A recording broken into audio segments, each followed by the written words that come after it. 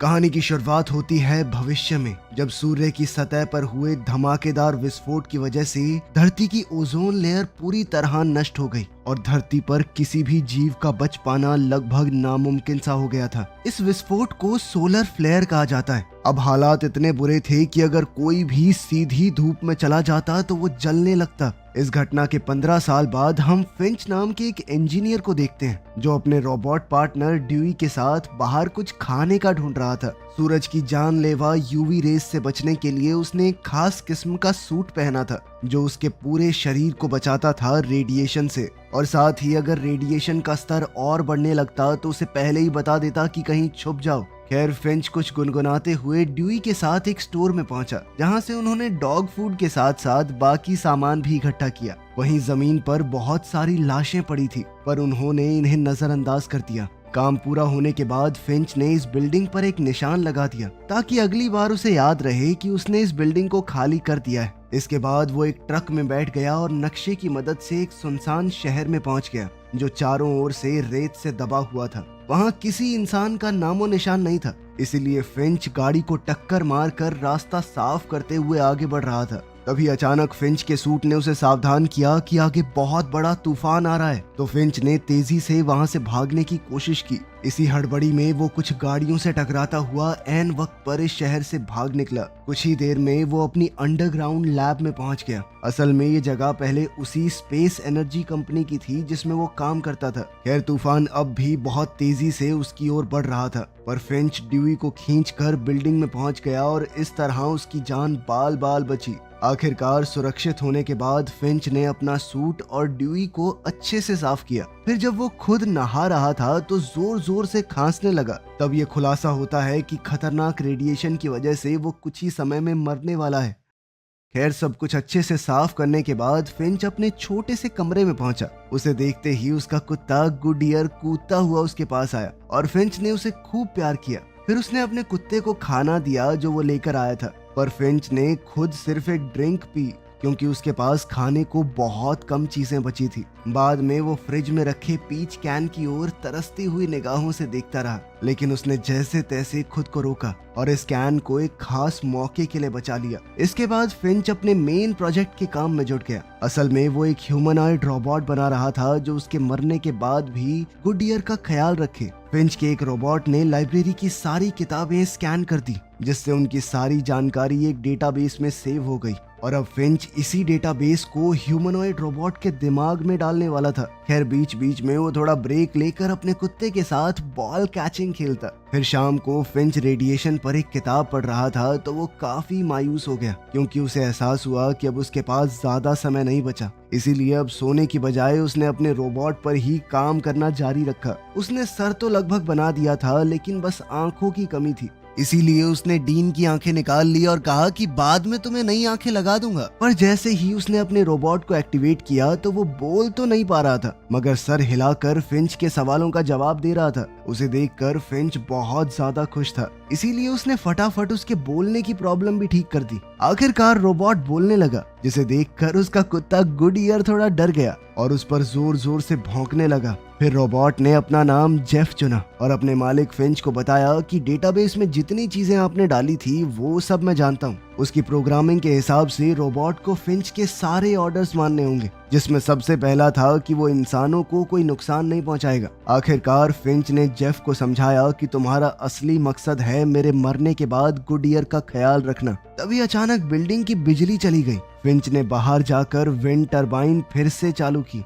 और इधर जेफ ने गुडियर से बात करने की कोशिश की मगर कुत्ते ने बस उसकी टांग पे पेशाब कर दिया और चलता बना। तभी अचानक फिंच को दूर से बहुत जबरदस्त तूफान आता दिखाई दिया तो उसने जल्दी से अंदर भागकर जेफ को वेदर स्टेशन से कनेक्ट कर दिया। तब ये खुलासा होता है कि अगले 24 घंटे में 4 अलग अलग तूफान टकरा कर एक बवंडर बना देंगे जो करीब 40 दिन चलेगा। इतने भयंकर बवंडर से बच निकलना बिल्कुल भी मुमकिन नहीं था, इसलिए फिंच ने जल्द से जल्द यहाँ से निकलने का फैसला किया। अंत में उसने अपना पीचिस का कैन खाया और अपनी नाक से बहते खून को नजरअंदाज करके उसने नक्शे में देखा कि बचने का आखिरी रास्ता यही हो सकता है। अब उन्हें पश्चिम दिशा में सैन फ्रांसिस्को शहर की ओर जाना होगा। इसके बाद फिंच ने जेफ की बॉडी को बनाने का काम पूरा किया और डेटा ट्रांसफर की स्पीड बढ़ा दी, लेकिन इसके बाद भी उसने हिसाब लगाया कि काम सिर्फ 72% ही हो पाएगा, मगर उसके पास ज्यादा समय नहीं था। आखिरकार उसने रोबोट का शरीर उसके सर से कनेक्ट कर दिया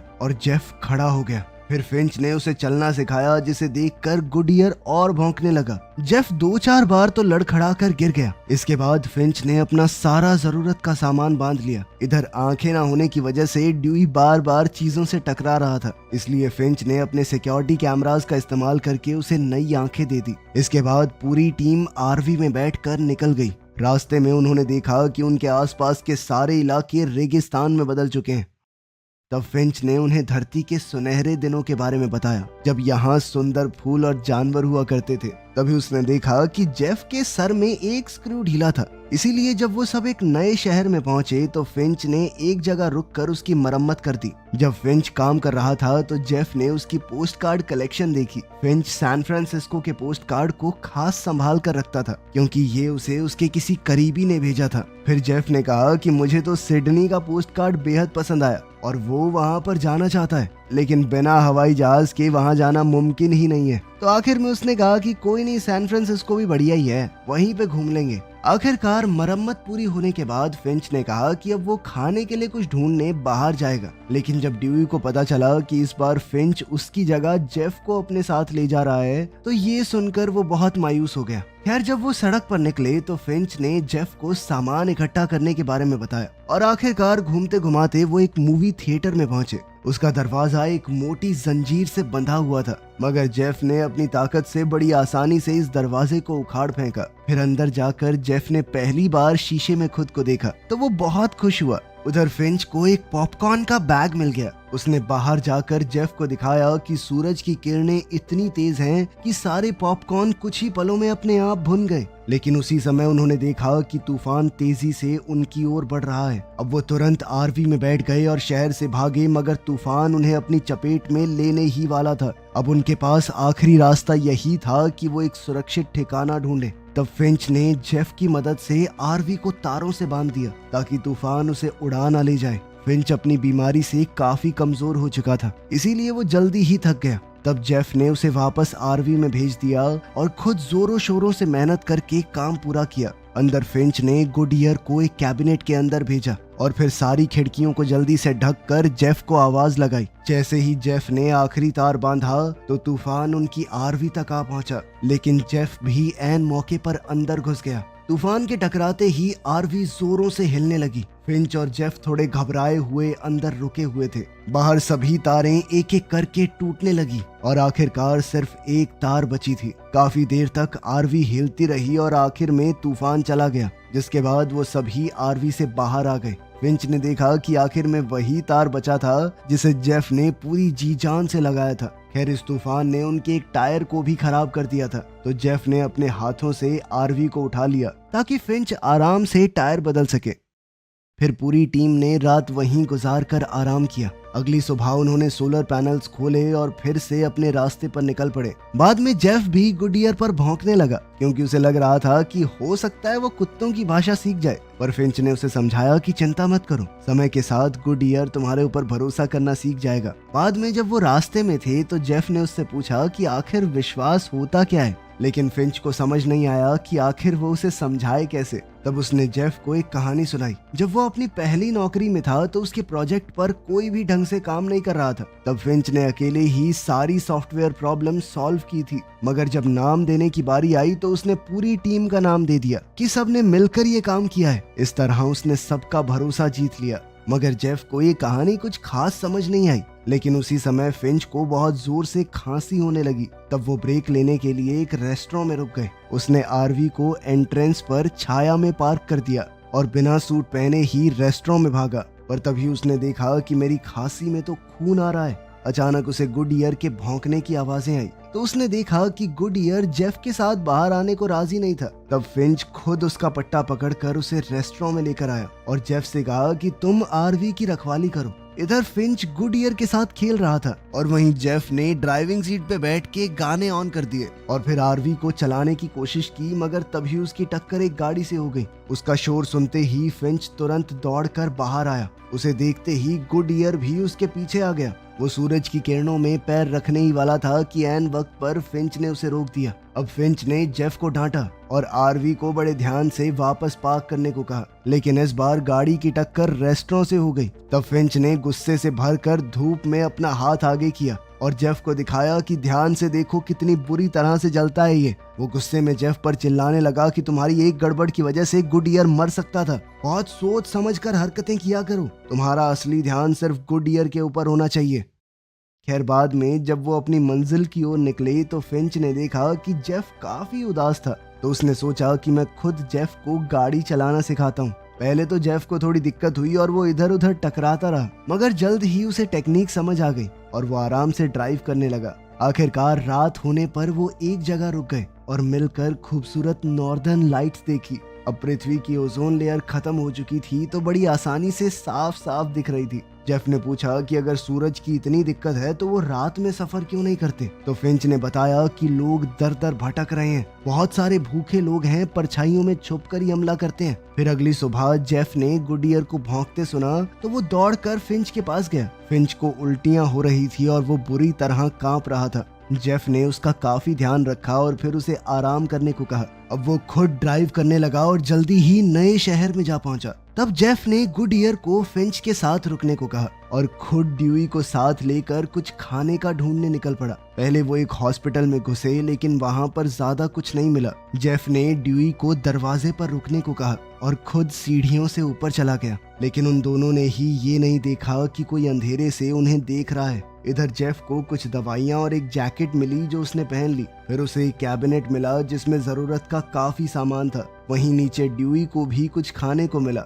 लेकिन जैसे ही वो उसकी तरफ बढ़ा तो एक जाल में फंसकर खत्म हो गया। उधर फिंच की आंख खुली तो उसने देखा कि उसके रोबोट वहां मौजूद नहीं थे। उसे एहसास हुआ कि वो मुसीबत में है, इसीलिए उसने कमजोरी की हालत में भी अपना सूट पहना और बाहर निकल पड़ा। कुछ ही पलों में वो ड्यूई तक पहुंच गया। उसकी ऐसी बुरी हालत फिंच से देखी नहीं गई, इसीलिए उसने ड्यूई का पावर बटन ऑफ कर दिया। उसी पल उसे किसी के आने की आवाज आई तो वो हमला करने के लिए तैयार हो गया, लेकिन वो कोई और नहीं बल्कि जेफ था। फिंच ने उसे खूब डांटा क्योंकि जेफ ने ध्यान नहीं दिया कि यहाँ पर जाल बिछाया गया है। अचानक उन्हें पास से शोर सुनाई दिया तो वो तुरंत भागने लगे। फिर सीढ़ियों पर फिंच बुरी तरह खांसने लगा और अपने घुटनों के बल गिर गया, पर वो आवाजें तेजी से उनके करीब आ रही थी। तो जेफ ने फिंच को उठाया और दोनों तुरंत बिल्डिंग से बाहर आ गए। फिर वो जल्दी से आरवी तक पहुंचे और फटाफट वहां से भाग निकले।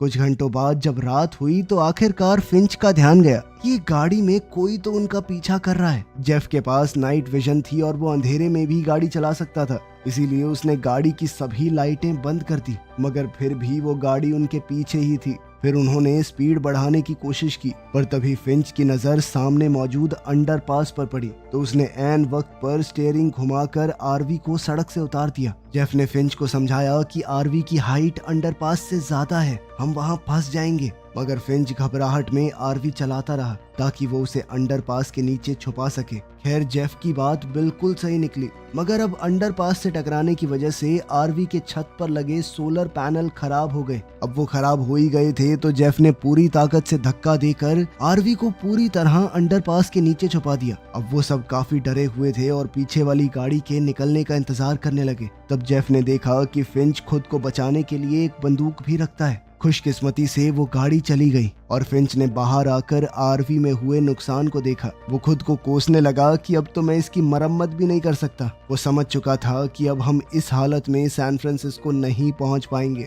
तब जेफ ने उसे हौसला देने की कोशिश की, मगर फिंच ने गुस्से में अपना आपा खो दिया। वो उसके ऊपर ही चिल्लाने लगा, मगर जेफ ने हिम्मत नहीं हारी और आरवी में जाकर कहा कि मुझे तुम्हारे ऊपर पूरा विश्वास है, तुम कुछ कर लोगे। तब फिंच ने उसे एक बार फिर एक कहानी सुनाई। शुरुआत में सोलर फ्लेयर के धमाके के बाद लोग अभी नए तौर तरीकों से जीना सीख ही रहे थे। तब फिंच एक सुपरमार्केट में पहुंचा और उसे नूडल्स का एक बैग मिला, लेकिन फिर उसने एक माँ बेटी को देखा जिनका कार्ट सामान से भरा पड़ा था। उस बच्ची के हाथों में बंदूक थी और उसकी माँ बार बार उसे यही कह रही थी कि अगर कोई भी दिखाई दे तो गोली मार देना। अब मौत के डर से फिंच वहीं छुपा रहा, लेकिन उसी समय एक गुंडा शॉटगन लेकर वहां पहुंच गया और उन दोनों से सामान मांगने लगा, लेकिन खींचातानी में उस गुंडे ने कई गोलियां चला दी। जब तक फिंच बाहर आया तब तक माँ बेटी दोनों मर चुके थे, पर तभी उसे एक आवाज सुनाई दी। उसने बच्ची का बैग देखा तो उसमें से एक सहमा हुआ पिल्ला निकला। उस दिन फिंच ने इस पिल्ले को अपनाकर उसका नाम गुडईयर रखा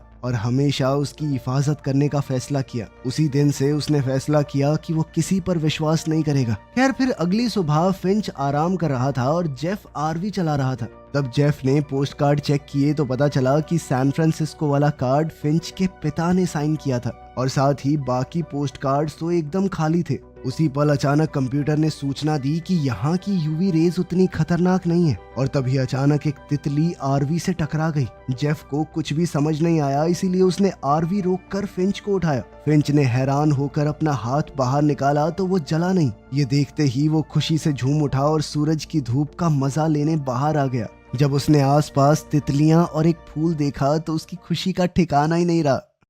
कई घंटे तक सफर करने के बाद उन्हें पास के इलाके में कई पेड़ पौधे दिखाई देने लगे। इस बात की खुशी मनाने के लिए फिंच ने अपना खास सूट पहना और आरवी रोककर सूरज की धूप में पिकनिक करने बैठ गया। तब जेफ ने कहा कि उसने कल रात उन सबको ब्रिज पर खड़े देखा था। ये सुनकर फिंच काफी खुश हुआ क्योंकि जेफ अब इंसानों की तरह सपने देखना सीख गया था। तब जेफ ने उससे पूछा कि तुमने पोस्ट कार्ड के बारे में झूठ क्यों कहा? तो फिंच ने उसे एक नई कहानी सुनाई। जब वो बच्चा था तो उसकी माँ ने उसे बताया कि तुम्हारे पिता की रगों में वाइकिंग्स का खून है। फिर फिंच ने जेफ को वाइकिंग फ्यूनरल की एक तस्वीर दिखाई। फिंच के पिता उसके पैदा होने से पहले ही चले गए थे क्योंकि वो एक इंजीनियर थे जो बड़े बड़े पुल बनाया करते थे और अपने काम के चलते उन्हें अलग अलग देशों में जाना पड़ता। फिंच ने कभी उनसे बात नहीं की, लेकिन फिर उसके 15वें जन्मदिन पर उसे एक पोस्ट कार्ड मिला। उसके पिता ने लिखा था कि एक दिन वो अपने बेटे से मिलना चाहेंगे और फिंच ने इसी खास मौके के लिए ये सूट खरीदा था। खैर, बदकिस्मती से उसके बाद उसे अपने पिता की कोई खोज खबर नहीं मिली। ये कहानी जेफ को बड़ी दिलचस्प लगी। उसने कहा कि अगर हम जल्दी निकले तो 18 घंटों के अंदर अंदर गोल्डन गेट पहुंच सकते हैं। वहीं का पोस्ट कार्ड भेजा था ना तुम्हारे पापा ने। मगर फिंच ने उसे याद दिलाया कि उसकी हालत कैसी है, वो वहां तक पहुंच ही नहीं पाएगा, थोड़ी देर में मरने वाला है। फिर उसने एक बॉल फेंककर जेफ को गुडईयर के साथ खेलना सिखाया। मगर जब जेफ ने बॉल फेंकी तो भी गुडईयर वापस लाकर फिंच को ही देता था क्योंकि वो अभी भी जेफ पर विश्वास नहीं करता था। तभी अचानक फिंच की खांसी में बहुत सारा खून आने लगा। जेफ ने उसकी मदद करने की कोशिश की पर फिंच ने कहा कि तुम पहले ही मेरी बहुत मदद कर चुके हो। फिर उसने जेफ से हाथ मिलाया और उसे गले लगा लिया। आखिरकार फिंच आरवी में जाकर लेट गया और गुडईयर उसके पास चला गया। जेफ बाहर ही रुककर सामान इकट्ठा कर रहा था, मगर जैसे ही सूरज डूबा उसे गुडईयर के रोने की आवाज सुनाई दी और वो समझ गया कि फिंच मर चुका है। आखिरकार उसके सम्मान में जेफ और गुडईयर ने उसे भी सूट के साथ ही जलाकर बिल्कुल वाइकिंग्स वाला फ्यूनरल दिया। पहले तो जेफ को समझ नहीं आ रहा था कि आखिर आगे क्या करना चाहिए, पर जल्द ही उसे याद आया कि उसने गुडईयर की देखभाल का वादा किया है। उसने गुडईयर को खाना खिलाया और फिर बॉल फेंकी तो गुडईयर पहली बार बॉल वापस उसके पास ही लेकर आया। जल्द ही वो खेलते हुए एक दूसरे के दोस्त बन गए और गुडईयर ने जेफ को गले भी लगा लिया। आखिरकार वो फिर से रास्ते पर निकल पड़े क्योंकि वो फिंच की मंजिल तक पहुंचना चाहते थे। अंत में जब वो सैन फ्रांसिस्को पहुंचे तो जेफ ने फिंच की याद में एक मेमोरियल बनाया और गुडईयर के साथ गोल्डन गेट देखने गया। वहाँ की खूबसूरती देखकर उसकी आंखें खुली रह गई। साथ ही उसने वहाँ लोगों के मैसेजेस देखे जो उन्होंने अपने परिवार के लिए छोड़े थे। ये सब देखकर जेफ ने गुडईयर से कहा कि उन्हें इन बचे हुए लोगों को ढूंढकर उनकी मदद करनी चाहिए। आखिरकार उसने एक पोस्ट कार्ड पर अपनी टीम की ड्राइंग बनाकर टांग दी और गुडईयर के साथ एक नई जिंदगी की शुरुआत करने निकल पड़ा। वीडियो पसंद आई तो लाइक कर देना, चैनल को सब्सक्राइब कर लेना। मिलते हैं अगली वीडियो में।